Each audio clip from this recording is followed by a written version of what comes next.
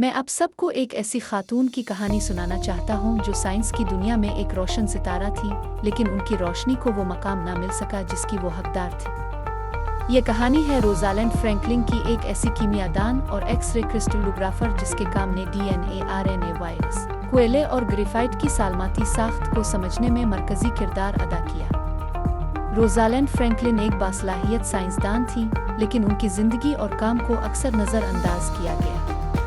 उनकी कहानी हमें याद दिलाती है कि साइंस में ख्वातीन को कितनी मुश्किलात का सामना करना पड़ता है और उनकी शराकत को तस्लीम करना कितना ज़रूरी है।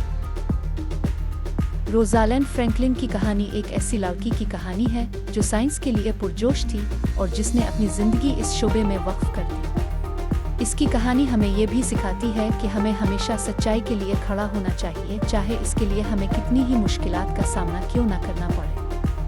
रोजालिंड फ्रैंकलिन की ज़िंदगी एक मिसाल है कि किस तरह एक शख्स अपनी मेहनत और लगन से दुनिया में तब्दीली ला सकता है। आइए आज हम इस अजीम साइंसदान को याद करें और उनके काम को खराज तहसीन पेश करें। उनकी कहानी हमें हमेशा मुतासिर करती रहेगी कि हम अपने ख्वाबों को पूरा करने के लिए मेहनत करते रहें और कभी भी हार ना मानें। रोजालिंड फ्रैंकलिन की कहानी एक ऐसी कहानी है जो हमें बताती है कि साइंस में ख्वातीन की शराकत कितनी अहम है। उनकी कहानी हमें ये भी याद दिलाती है कि हमें हमेशा उन लोगों को याद रखना चाहिए जिन्होंने साइंस के मैदान में अहम किरदार अदा किया है, चाहे उन्हें उनकी ज़िंदगी में वो मकाम ना मिल सका जिसके वो हकदार थे। रोजालिंड फ्रैंकलिन की ज़िंदगी एक मिसाल है कि किस तरह एक शख्स अपनी मेहनत और लगन से दुनिया में तब्दीली ला सकता है। आइए आज हम इस अजीम साइंसदान को याद करें और उनके काम को खराज तहसीन पेश करें। रोजालिंड एल्सी फ्रैंकलिन 25 जुलाई 1920 को लंदन के इलाके नॉटिंग हिल में पैदा हुई। उनका ताल्लुक एक मुमताज़ और तालीम याफ्ता यहूदी ख़ानदान से था। रोजालिंड को बचपन ही से साइंस और रियाजी में गहरी दिलचस्पी थी। उनकी जहानत और लगन को देखते हुए उनके वालिदैन ने उन्हें बेहतरीन तालीम दिलाने का फैसला किया। रोजालिंड ने लंदन के सेनेट पाल गर्ल्स स्कूल में तालीम हासिल की, जहां उन्होंने साइंस और रियाजी में शानदार कारकर्दगी का मुजाहरा किया। इस वक्त ख्वातीन के लिए आला तालीम हासिल करना आसान नहीं था, लेकिन रोजालिंड ने तमाम रुकावटों को अबूर करते हुए अपनी तालीम जारी रखी। 1938 में रोजालिंड ने न्यूनहम कॉलेज कैम्ब्रिज में दाखिला लिया, जहां उन्होंने नेचुरल साइंसेज में तालीम हासिल की और फिजिकल केमिस्ट्री में महारत हासिल की। कैम्ब्रिज में उन्होंने साइंसदानों और मुहक्किकीन की एक नई नस्ल के साथ तालीम हासिल की जो साइंस के मुस्तकबिल को बदलने के लिए पुरज़्म थे। 1941 में रोजालिंड ने साइंस में अपनी मजबूत बुनियाद के साथ ग्रेजुएशन की और साइंसी तहकीक में अपना करियर शुरू करने के लिए तैयार थी। इस वक्त कैम्ब्रिज यूनिवर्सिटी में ख्वातीन को मर्दों के बराबर हुकूक हासिल नहीं थे, लेकिन रोजालिंड ने उन तमाम मुश्किलात का मुकाबला करते हुए अपनी तालीम मुकम्मल की। उनकी कहानी हमें बताती है कि तालीम हासिल करने के लिए कितनी मेहनत और लगन की ज़रूरत होती है, ख़ास तौर पर जब आपको मुआशरे में रुकावटों का सामना हो। रोजालिंड फ्रैंकलिन की इब्तिदाई ज़िंदगी और तालीम उनकी साइंसी कामयाबियों की बुनियाद बनी। उनकी कहानी हमें ये भी सिखाती है कि तालीम की अहमियत क्या है और हमें हमेशा अपनी तालीम को जारी रखना चाहिए।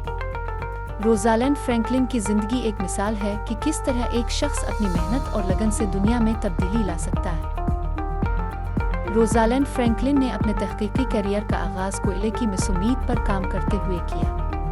उन्होंने गैस मास्क की तैयारी में भी अहम किरदार अदा किया, लेकिन उनकी सबसे अहम शराकत एक्स-रे क्रिस्टलोग्राफी के शोबे में थी। किंग्स कॉलेज लंदन में उन्होंने डीएनए की साख्त का मुताला करने के लिए एक्स-रे डिफ्रैक्शन का इस्तेमाल किया। उनके इस काम के नतीजे में मशहूर फोटो 51 सामने आई, जिसने डीएनए की डबल हीलिक्स साख्त को समझने में अहम किरदार अदा किया। यहाँ ये बात काबिल जिक्र है कि रोजालिंड फ्रैंकलिन के डेटा को मॉरिस विल्किंस ने जेम्स वॉटसन और फ्रांसिस क्रिक के साथ शेयर किया, जिन्होंने इस डेटा को इस्तेमाल करते हुए डीएनए का मॉडल मुकम्मल किया। इस मामले पर काफ़ी तनाज़ा रहा है और बहुत से लोगों का ख्याल है कि रोजालिंड फ्रैंकलिन को उनकी शराकत के लिए मुनासिब क्रेडिट नहीं दिया गया। उनकी तहकीक ने साइंस की दुनिया में एक इनकलाब बर्पा कर दिया, लेकिन उन्हें इसका वो सिला ना मिल सका जिसकी वो हकदार थी। उनकी कहानी हमें बताती है कि साइंस में ख्वातीन को कितनी मुश्किलात का सामना करना पड़ता है और उनकी शराकत को तस्लीम करना कितना ज़रूरी है। रोजालिंड फ्रैंकलिन की इब्तिदाई तहकीकी करियर उनकी साइंसी कामयाबियों की बुनियाद बनी। उनकी कहानी हमें ये भी सिखाती है कि हमें हमेशा सच्चाई के लिए खड़ा होना चाहिए, चाहे इसके लिए हमें कितनी ही मुश्किलात का सामना क्यों ना करना पड़े। रोज़ालैंड फ्रैंकलिन की ज़िंदगी एक मिसाल है कि किस तरह एक शख्स अपनी मेहनत और लगन से दुनिया में तब्दीली ला सकता है। किंग्स कॉलेज में दाखिला न मिलने पर एक साइंसदान मायूस हो गया और 1953 में बर्कबैक कॉलेज चला गया। वहाँ उन्होंने तंबाकू मोज़ेक वायरस का मुताला किया और उनके काम ने वायरल साख्त को समझने की बुनियाद रखी। बर्कबैक कॉलेज में रोज़ालैंड फ्रैंकलिन ने वायरस की साख्त पर अपनी तहकीक जारी रखी। उन्होंने तंबाकू मोज़ेक वायरस पर ख़ास तवज्जो दी और उसकी साख्त को समझने के लिए एक्स-रे डिफ्रैक्शन तकनीक का इस्तेमाल किया। उनके काम ने वायरस की साख्त को समझने में अहम किरदार अदा किया और वायरोलॉजी के शोबे में नई राहें खोली। रोज़ालैंड फ्रैंकलिन की तहकीक ने यह साबित किया कि वायरस सिर्फ सादा ज़रात नहीं है, बल्कि उनकी एक पेचीदा साख्त होती है जो उनके काम करने के तरीक़े को मुतासिर करती है। उनके काम ने वायरस के खिलाफ नई दवाएं और वैक्सीन तैयार करने में मदद की है। उनकी कहानी हमें बताती है कि साइंस में नाकामी भी कामयाबी की तरफ एक कदम हो सकती है। रोज़ालैंड फ्रैंकलिन ने किंग्स कॉलेज में नाकामी के बाद बर्कबैक कॉलेज में शानदार काम किया और साइंस की दुनिया में अपना नाम रोशन किया। रोज़ालैंड फ्रैंकलिन की बर्कबैक कॉलेज में तहकीक उनकी साइंसी कामयाबियों का एक अहम हिस्सा है।